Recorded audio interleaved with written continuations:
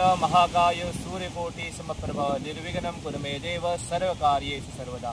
गुरुर्ब्रह्मा गुरुर्विष्णु गुरुर्देवो महेश्वरा गुरुर्साक्षात् परब्रह्म तस्मै श्री गुरुवे नमः। ओम नमः शिवाय। हे पंडित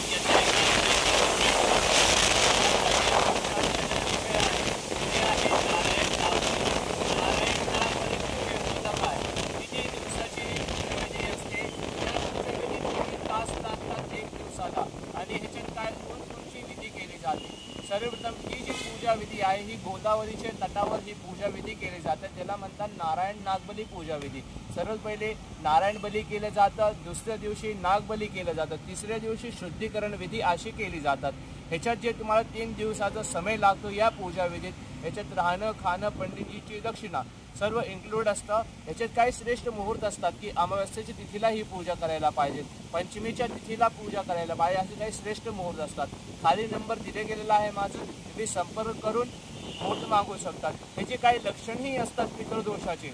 सर्वप्रथम नारायण नागबलीसाठी कशाला केले जाते, सर्व पहिले कोणी अकाल मृत्यू झालेला असेल घरी किंवा संतान नाही होते, संतान होते पण खंडित होते, घरी क्लेश बनणं, शादी विवाहामध्ये प्रॉब्लेम्स येणं, असं हे नारायण नागबली पूजा याच्यासाठी केले जातात। आणि कोणी घर सोडून गेला असेल, तो परत घरी नसेल आला असेल, त्याच्यासाठी ही नारायण नागबली पूजा अशी हे परफॉर्म केले जातात त्र्यंबकेश्वरला।